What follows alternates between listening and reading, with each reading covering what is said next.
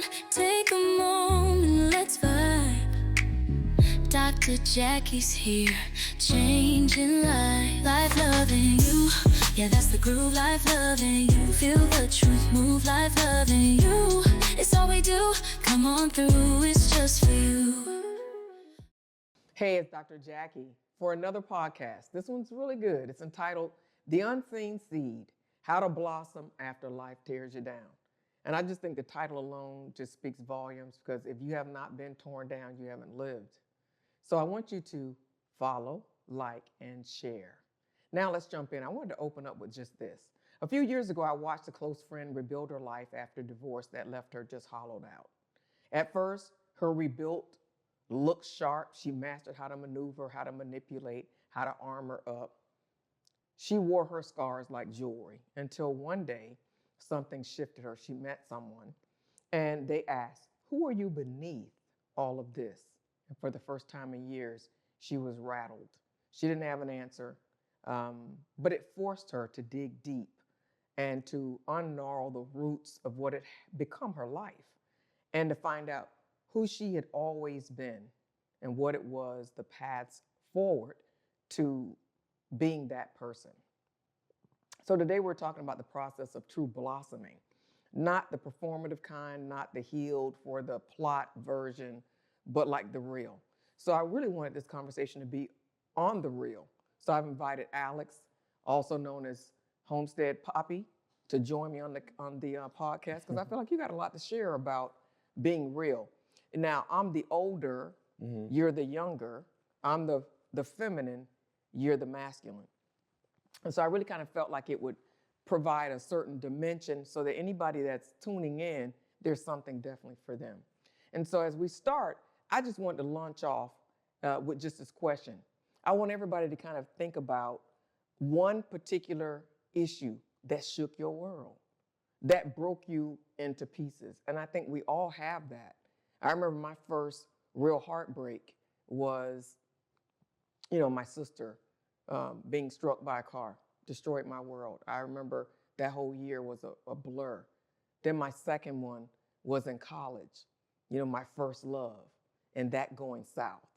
You could just kind of earmark the different, it's like when archaeologists look at something that's ancient and they can look at the different levels of the settlement and they can see the different striation marks to know that this represented a decade, this represent.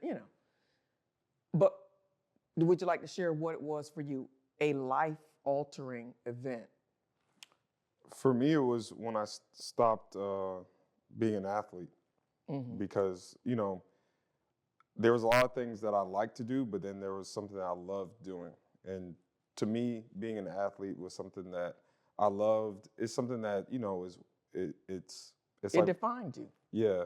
So when uh, when that came to a close, I think that was one of those moments where I had a "Who are you?" moment, and it was good because I was able to see who my identity really is. That unfortunately, up until that point, being an athlete was making up too much of my identity. So actually having it end or be torn away from me, uh, which felt like prematurely due to injuries, actually helped me define who I really am without that thing. So Mm-hmm. that's how I think that was my first life rattling Yeah.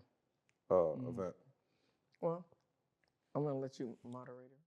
Okay, sure. Now, based off of all those different things that you guys were talking about being broken down, what was your process to get past the mask, but really get into who I am really? Was it a thing where you're like, oh, I'm healthy until, or did it take some time to realize, no, would it take some time to realize that I'm not really better after this life changing moment? I'm going to start with just saying this. I think that we misunderstand the real meaning of life. We think life is about, I remember when I was a kid, it was about having fun. Everything was about having fun. And then when I became older and started being saddled with responsibility, it was about still living that what they call good life. But really, life is a, it's really a journey that we go on for self-development. And one thing that's guaranteed is that there's going to be change and that there's going to be traumatic events. You can't go too long before something rattles your cage. It's always going to be something that's going to create upheaval. And what happens is, what we call a shift is when something emerges that breaks a current cycle or pattern in our life and creates a new one. For me, when my sister was hit by a car, my whole family, everybody stopped working, everybody stopped going to school, and everything about our life was interrupted, disrupted. And so a new pattern began. Until she got out of the woods and we knew that she would live, everybody's life was like frozen, right? My parents, mine. But I think we have to come to this conversation understanding one thing. I think change is inevitable, and it's inevitable that somebody's going to hurt you, that some crisis is going to arise, that something catastrophic is going to happen. But we have to stop thinking in terms of white and black, black and white, that these things mean that there's anything wrong with us, that there's really anything wrong with other people, but we look at it for what it's bringing to us and what it's creating for us. And most crises create defining moments where we have to make a decision. What are we going to allow this to create in us? Is it going to be something for good, that I'm going to grow, I'm going to learn to set proper boundaries, I'm going to do this or I'm going to do that? Or is it going to create something for bad? I'm going to armor up, I'm going to stop loving, giving, I'm going to stick it to them before they stick it to me, kind of a mentality. Mm-hmm. And am I going to let this be my tuition? Life's interruptions they are the tuition for the college of life, mm-hmm. Life University. Because when something hurts you, it should create a distinction to make you slow down, stop, and pay attention, and then focus to learn from what happened. But instead, we don't do that because nobody's told us this one important thing, that it's inevitable. It's not about them.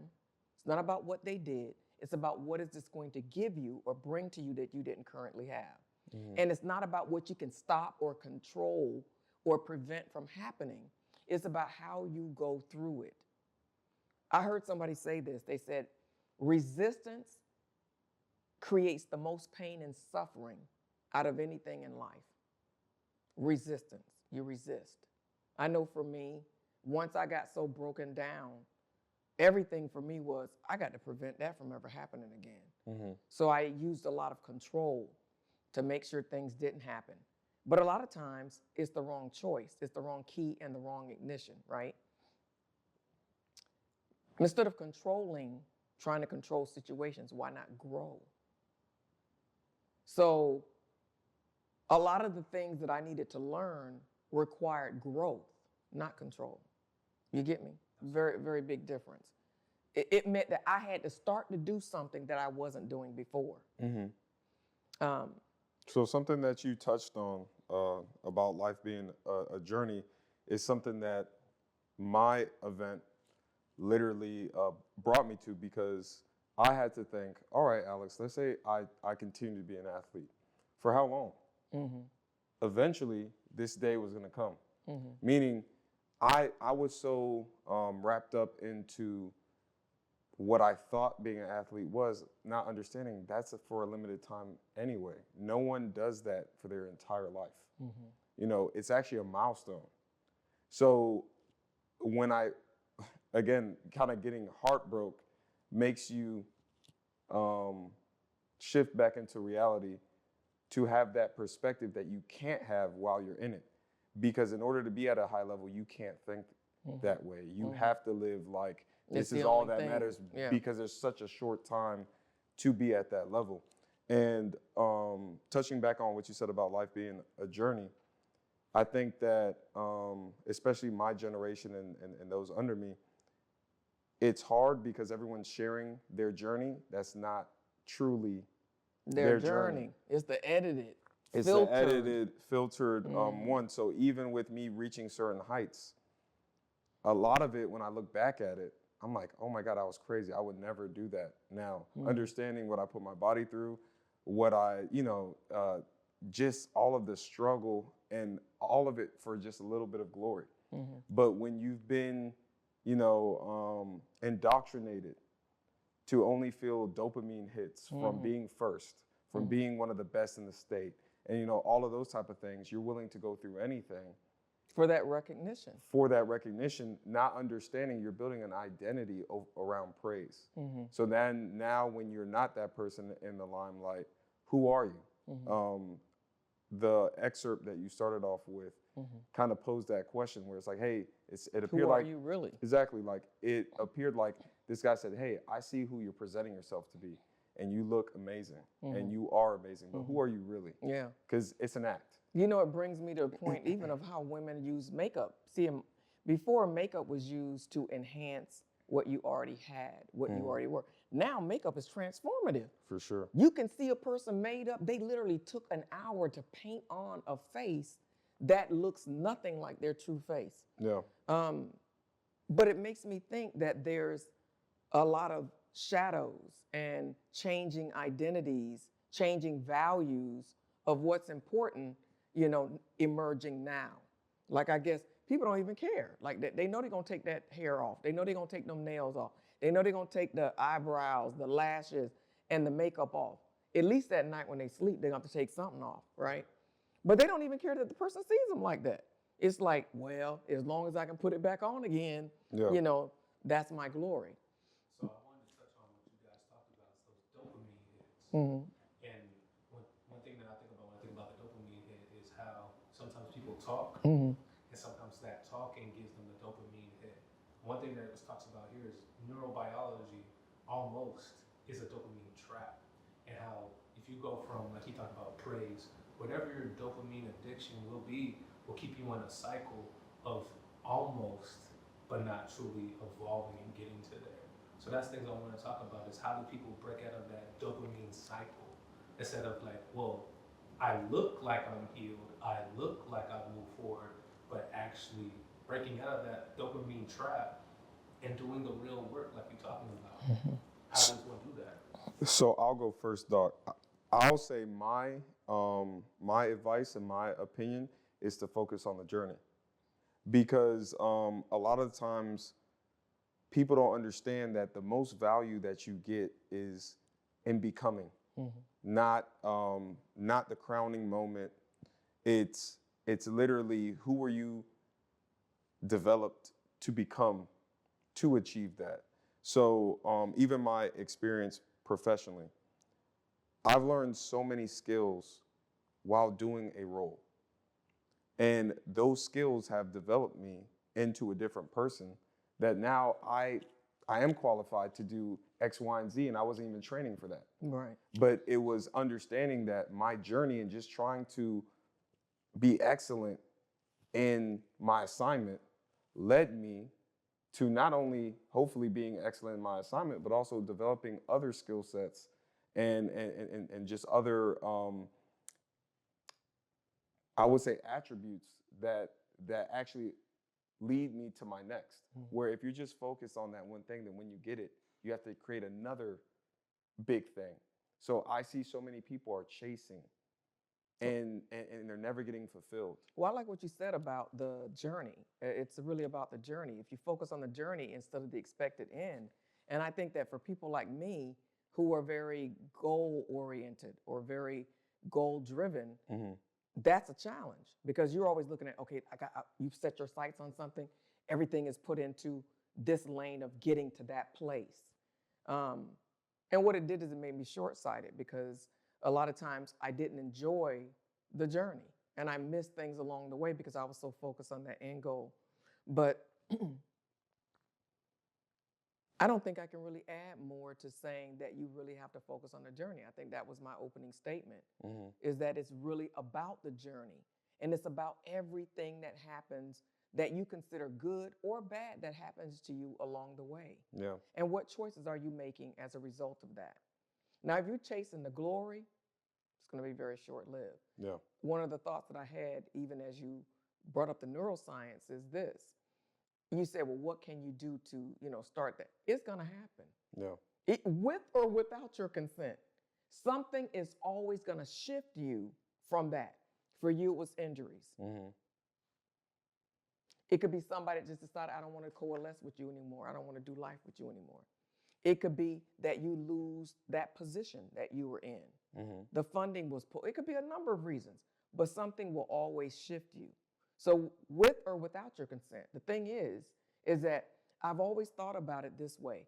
I don't want to create resistance. I want to go with the flow of my life and not try to, control it, stifle it, stop it, or, redirect it.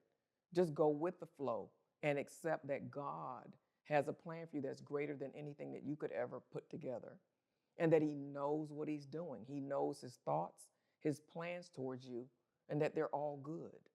I love the saying, it's all good. Even when something bad happens, it's all good. That's a surrendered heart that's saying, I don't necessarily like the way this feels. I don't maybe understand it, but my decision has been made. It's all good. Yeah. Because it's going to get me where I need to go. Yeah. I would even add that a very practical thing that a lot of times when you successfully are going through life, you'll notice that you had to reprogram or retrain your mind or even the way that you go about things. So I would say that that's imperative, because it's understanding that if you're not open to looking at things differently, you're gonna be living a different day the same way. So for me, I had to start to see, what is this life event doing to change how I view things so that I can grow from it? Because if you're not willing to adapt, because a lot of times life is sending you a receipt, meaning this is your actions paid for this. So now that you got that receipt, are you going to be a victim to it, or are you going to grow from it? But most people don't even make the connection that what's happening to them is It's a transaction. For what? No, and that they're the responsible party. It's Correct. always that we're blaming somebody else. And I love, something that someone said to me years ago. When you point a finger, because we always want to blame somebody for why we are the way we are. I don't care if you had trauma. That's sad. But I believe out of everything, there's a silver lining. But we always want to blame somebody. Okay, but now that that's happened to you, now what? Yeah. So now you do get a choice, and you get to choose. What kind of life am I going to build out afterwards? And who do I want to be? So what I want to do is I want to focus on what it looks like, the transformational processes, right? Because we can talk about how you went from being broken or these life-altering situations to now being who you are. I mean, you look great. But really, I want to talk more and break it into phases so that people can kind of understand what to kind of expect. The main thing that I want to lead with is that we all have a choice. Choice is everything. So I'll give you an example. Someone in my family. I saw her, I met her many, many years ago. She seemed all right. I didn't like certain things about her, but just low key. She started getting into self-improvement, put herself into some programs to get an extra degree or certification or whatever it is on something. At first I thought, child, she's been talking about that and she hasn't done anything. Then somewhere, something began to happen. So I was okay with her, but I was more at a distance until I started to see fruit, which for me moves me. Talk doesn't get me. It's what I see that people do. I started to see she was getting into school. She was getting these certifications done. Even after the first, second one, I was like, let's see if she ever finished. She finished. She asked me one day, can you tell me what's a good Bible study? I want to start doing Bible study. She sent me the things that she had looked up. I sent her back the one that I thought would be the best. Never talked to her, just through text. Long and short, over time, I start seeing just a different person. She's very open. She's very transparent now. She's very forgiving. Like if she does something wrong, she'll just come and say, hey, this was what I thought about it. This wasn't good, whatever. I'm starting to realize that this woman's going. Her husband travels incessantly, so she's often by herself with her 2 little kids under the age of, I think one just turned 2. doing her Bible studies, doing her schooling, doing all of these things that, and I'm just thinking to myself, like, something has really happened to her. So one day I called her mom and I said, I love your daughter. Your daughter is amazing. Something about her, she's exuding something that attracts me. Now, there's something about a broke person. A person that's broken on the inside is confusing. Usually when you try to get to know them, things about them, they're just confusing. That's why people don't really join to them very well and for very long, because you can't feel safe with something that makes you feel confused. Mm-hmm. The more clear you feel with the person, the more safe you feel, the more you open up and you can give them everything. That brokenness or that confusion, it was dissipated. What I saw was somebody that was very clear. There was something that was very attractive about her. I felt so relaxed and good in her presence. I'm talking about the real me, because I ain't always easy, because I don't put up with mess. So if you like the mess, then you're probably not going to like to be dealing with me, period. But I accept who I am. I love who I am as I am. But I felt something different with her. And so over time, I told her too, to her face. She never told me what it was. She goes, oh, thank you. And that was it. I was actually talking to Xavier. And then Xavier said, it's that transformation. And then when you said what it was, I realized all the things that I realized that she was doing. And I said to myself, you know what, you're right. She was no longer broken. She had moved from a place of feeling insecure, feeling protective and armored up. And now she let it down. And it's so funny because all it does is it makes people want to embrace you. They feel more attracted by you and attracted to you. I think that there's an ugly beginning, though, to this phase of transformation. So I really kind of want to talk about the ugly. Mm-hmm. The ugly is when you're just making the decision. Now, this is what usually happens before people make the decision. They think about it, they're confused about what is necessary, and they often think, do I need to be digging up stuff? They don't want to go there. Mm-hmm. So a lot of times, what will we do? We will numb ourselves. Mm-hmm. That's why people are binging on TV. I do that myself when I'm trying to unwind. They're going through TV. Every solo moment that they have, they don't what? Reflect. Mm-hmm. They don't allow themselves to go there. And that's exactly where you need to go. I use this analogy of like a little dog. Mm-hmm. You can hear something, you can knock on somebody's door, you just, and it's like vicious. But then when you open the door, it's this little dog. Mm-hmm. And then what he does is he licks you and comes up to you. And, and it's like, that's what our trauma and our pain is like. It has a big bark, but when you really open the door to it and instead of running from it, you run to it. You open the door and it's much smaller, much more manageable than you think. And it really doesn't take time, a lot, to break the barrier. I want to talk about that breaking the barrier. Mm-hmm. What I mean by breaking the barrier is where you start to feel the rubber really hit the road. Mm-hmm. And you can really start to see some transformation. If I could, I just want to take a few moments, and I don't want to talk too long, but I just have to do this. When you start to sit in it, when you start to revisit and you open your spirit up, when you open your spirit, you don't feel this tightness in here. It loosens, and you're really ready to see the truth. This is the problem about any form of discord or any type of stuff that we've gone through. There's a part of us that really does not want to see it for what it really was, right? Mm-hmm. You'll know because this will open up. Your breathing will start to slow down. And then you'll be a little, antsy about seeing everything in the full light of day. But when you do, there'll be an initial pain. I'm telling you, this is the ugly. You might cry. Some people I've seen even throw up because there's a catharsis, a cleansing that happens when you first meet that trauma.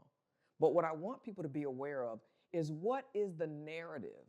Because out of what you will see will come a message for you. It could be something like, you see, it wasn't your fault. Mm. That could be what you get out of it. And you're able to go on in that truth, and it really will make you free. So you will be able to then, after that day, remember the trauma, but it won't cause this and this anymore. You'll remember it, but there'll be no pain. But when you sit in it, there's going to be the pain. So Yeah. expect that. There's going to be the pain. I'm sure when you talk about, you know, leaving your career as a D1 runner who had aspirations of going to the Olympics, I'm sure you had to sit in the pain of this is it. You had to look at what your options were. And maybe you had to look at the fact that maybe your real aha moment was, or the message, that's not where I'm bringing your fame from. Your fame is not coming from running. I don't know what your message was, but can you remember what you got when you finally hit that place? Well, I honestly think that it's what you started off with, which was what you read and even what you just shared within your own family. Who are you really? Who are you really forces you to be authentic. When you're authentic, now you can start going places because now you're in agreement with reality. You're in agreement with what the truth is. So a lot of the times we aren't able to progress because, like you said, that you felt that individual was being someone that didn't make you feel comfortable. They were armored up. Exactly, because they were either hiding something or they were trying to be something, probably to feel accepted, because that's usually where a lot of stuff comes from. But point being is, and even in your excerpt, people get to a place, and this is the real place of growth, is when you can say what it is and take ownership of it. So it doesn't, because some of us are in a bad place because of bad people and because of bad situations, but you won't get through it until you come to the realization that I'm in this place. And it's not about blaming, it's about being truthful. So, okay, if it is because your mom didn't love you or you don't know your father, so you have X, Y, and Z, all right. But you have to be authentic in that moment to say, this is where I'm at, so that you can deal with all that comes with being in that place. And now you can make true traction towards a better destination. So what I hear you saying is you got to be honest. You got to be truthful. So this is what it is. Correct. And now what? Correct. And once you can do that, you can get the right formula going forward. Exactly. So what you said with my situation, so I just knew that I would be a professional athlete. And then what's funny is when I made it D1, I started to see the real business of being an athlete. And the politics. It's so political. I didn't, well, thank God for my sport, it wasn't political, because you're either fast or you're not. You either run a time or you don't. I think with other sports like basketball, it's subjective to baseball. How much play time you get. Exactly. Where on the track, you either run a time or you don't. So I like that aspect of it, but what I started to see is the lifestyle of what came with it. I started training with former Olympians and world champions and things of that nature, and I started to see this isn't the life I thought it would be. And these people it's actually sacrificial, because they're not making that much money. Some of them are at the top of their game and they only make $150,000 a year. So meaning you are in the 1% of the entire world, and you're not even. You're making $150,000. No, and that's the top person. So the other professionals, or even less, are even less. So to sum it up, midway I saw, oh crap, I don't really want this, but I'm so committed. And then I'm halfway there, so I got to keep going. So I said, oh wait, I graduated in 2016, and that's when the Rio Olympics is. So you know what? Since I know that I don't really want to do this, let me at least be able to say that, man, I'm an Olympian. So what I'm getting at is, when everything happened and I tore my hamstring, and now I'm going to miss the Olympics, I'm going to miss qualifying that time, and obviously the end of my career, because it was my last track meet, I came to a realization that I didn't really want it. I just wanted to get another milestone, to be able to say, hey, I was an Olympian and I could have been a professional, but it's not for me. Even that's not the purity that these other athletes have, where they really love it, and that's why they sacrifice. I was really doing it to be able to say, look, I'm able to do this. So it was never coming from a pure place. And Well, what I heard you saying is also how you kind of played with your own. Not your heart is telling you it's done. So then what do? You just move the marker and say, instead of now letting that be your transformative moment, correct, you decided, well, how can I just not change and just stay here instead of going through my shift? exactly, So instead of going through your shift, you said, well, I'm gonna still try to stay here in this place, but now it's gonna be just so that I can go. I just want to go get qualified for the Olympics so I can say that I was one. Isn't this what we do though? yeah, But you had the opportunity way back then to say, this is not it for me. yeah, And then the shift. And then we wake up years later and wonder, like, why did we waste? We feel like we wasted so much of our life. So that's the phase one. That's the ugly phase. yeah, Let's talk about the mid phase though, which is where you're starting to blossom. Because it's like, to me, that's that place where you're no longer in the pain, but you haven't, it's like a baby learning to walk. You can take a few steps and then you fall, but you don't have a stride yet. You're not able to like walk and change speed and direction fluidly, right? So in this middle section, this is where there's no more pain, but now there still is work to do because there's been a shift, there's been a deliverance, meaning that there's a breach, a breakaway from who you were at that moment that you began to sit in it. But you haven't made it over to the other side quite yet. So this is where you need to now start to repeat over and over again the new behaviors. So this is where it gets tricky because you know something has happened to you for good, but you're not there yet. You're not able to really walk in it, run in it, live in it. It's hit or miss. Sometimes you hit it on the head, sometimes you don't. And what I'm referring to is the new behavior. So maybe instead of the thing that used to triggering you, and then that set of defense mechanisms firing off and causing you to act this way and say this and say that, maybe now sometimes you do it, sometimes you don't. So what can you tell me about that process of how you made it from over there? Because I do know a little bit of your backstory, and I think for you, you were kind of how do you say it? What's the word? Fledgling? No, that's not fledgling. You were floundering. But I know a little bit of your backstory, and I think for you, you were floundering a little bit. So there was like a phase of your life where you were kind of like out of control a little bit. Well, to me, it's I would categorize everything that you just talked about. It's a rebirth. So it's an understanding that the old you is dying, and now you're coming into whatever this new thing is. So, like anything, like a baby, it's awkward at first.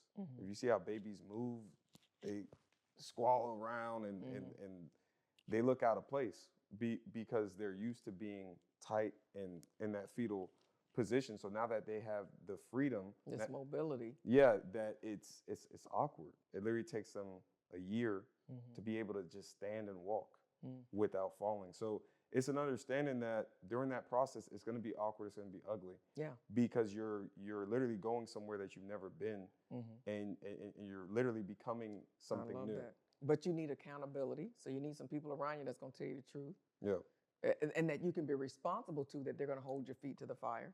You also need some people that's going to be patient with you, understanding that you're not quite there. I always tell people that when you're on that journey, to share with people. Why? Because you want to make yourselves accountable to them. If you tell somebody, hey, I'm working on so-and-so, you best believe they're going to let you know every time you miss it, right? But it creates that acceleration in your improvement process because now people have an expectation for you. Yeah. And it makes you also up your game in terms of your own expectation for self. Well, then there's that last phase, which is where the petals have come out and now the bud looks completely different because now it's this beautiful blossom flower that everybody can see in its full glory. You can see all the details. You can see the color that stems from the root of the petal all the way down to the tip.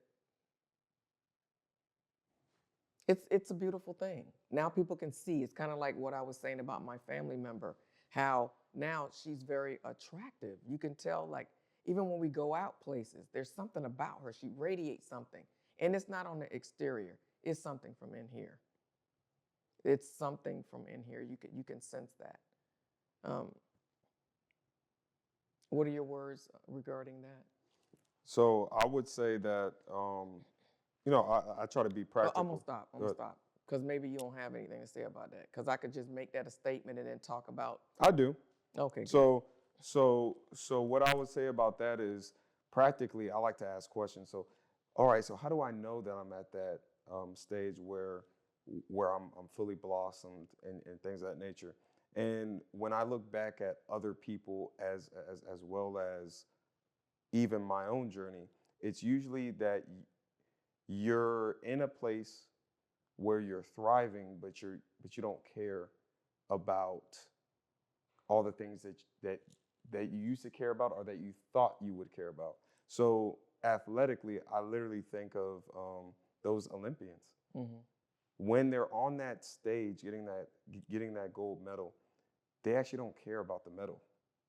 They actually care about the journey and the aspirations of, wow, I'm here and I know I made it. I made it. Mm-hmm. So it's funny, after that, you never see them walk around with their medal. They literally have to be asked to, but like on a random Wednesday, a year later, they're never gonna wear their medal. A lot of it's same with people that win a Super Bowl or a championship. It's only special events where they have that on. Every day, it's understanding when you become, they know I'm a champion. Mm-hmm. They don't need to. Yeah, they're written in history. Yeah, they don't need to have that out for everyone to see, to feel validated. Where a lot of times. Well, I think it's because it's a title. I think that the medal is just symbolic, but they've achieved a title. Exactly. So a title is invisible, but everybody knows you've done it. Correct. And it's also an understanding that even if I don't have that, mm-hmm. I am Alex. I am an Olympiad. I am a gold medalist. So whether I get another one, whether I don't, it's an understanding that I became X, Y, and Z. So same thing. Certain people are presidents, CEOs, bosses. It's one of those things where even when they retire, they still understand that they are something. And now, regardless of the title or the stature, they know that they're valuable. Well, I think for me too, if I reflected on that, the blossoming feels like the new individual finally has legs, that the new person is able to run uninhibited, and that they have this new freedom and this new peace that they never had before. For me, I think that would be the gold standard, is the peace. There's a peace that no matter what happens, even if something similar happens again, it just doesn't shake you the same way, because now what you've gained is kind of like what you said. It's something that can't be taken away. It doesn't need to be carried around or even spoken of routinely. It's just something that's different that you have. Yeah. That's a part of you. Yep. Yeah, and it takes care of you. Mm-hmm. I would say the only thing I would ask is, now that you know that you've blossomed, how do you know how to maintain that status of just continual growth? Well, the funny thing is, as soon as you've attained that growth, there'll be some other area that you got to look at. I'm telling you, if you don't see it as a journey, it's a journey that doesn't end. So as soon as I fix one area of my life, then there's another area, because we got to remember, we're constantly growing and evolving. So you fix something over here, but you're over here in growth. So it will already precipitate something else that you're going to need to be dealing with. And if you're in relationship to your family, my children they're not 15 and 16 anymore. They're not even 20 something anymore. So when everybody around you is also evolving and growing, which does what? Creates other issues that you're going to have to grow through. Not go through, grow through. Perfect. And then when it comes to growing through those things, do you guys have any tips, advices to people who are going through the awkward stage of growing, or they just finished their growing and they're growing alongside other people? Do you guys have any wisdom for that? I would say that life is something that has to be lived. So in any stage of life, you have to live it. where so many people get complacent with, hey, I'm a homeowner. Hey, I make 6 figures, or hey, I'm a mother, I'm a father, I'm married. You know, those are just awesome achievements and, you know, things that everyone should aspire to. But the same way you have to live every single day to become that, you have to live every single day after that. Because I think that that's one of the biggest fallacies of the American dream is you don't dream all day. You know, part of it is a dream, the other part you have to live. You know, you have to actively go out and do. So kind of like what I touched on earlier, there has to be a mind shift that happens with you in order for you to be different than a statistic, a trauma, or a victim. So as long as you have that living mindset, you'll continue to you know, be in different destinations, locations, positions that you could never even foresee because you're actively chasing life and just and kind of like what Dr. D said, not running away from the flow, but going into it and just seeing where it takes you. Going into the challenge. For me, I think just a tip would be that what's on the inside of us is shown on our outward self. Meaning, the life that's on the inside of me is what you're seeing here, right? And so I think that the better you are that you treat this inside self, the greater, the brighter, the more happy, joyous is going to be, and wealthy will be the life that you're able to live on the outside. I think that there is a direct correlation between the two. We worry about what we show people out here, but really that's taking care of itself. You're taking care of 2 birds with 1 stone. You're dealing with yourself so that you can be whole, and out of that wholeness, live a life that demonstrates wealth, peace, joy, you know, all of that, because now it's able to be reflected on the outside. So, you know, I would say kill the 2 birds with the 1 stone and have the full life. Well, we're at the end of another wonderful podcast. I want to thank Alex for joining us, AKA Homestead Poppy. You had a lot of great things to share. And for you, the viewers, please subscribe, like, and comment. Anyway, see you for the next podcast. Hey, Dr. Jacquie here. I'm your how-to lady. How to do life, how to do love, and how to do you, boo. So click, like, and subscribe. Stay tuned for more to come.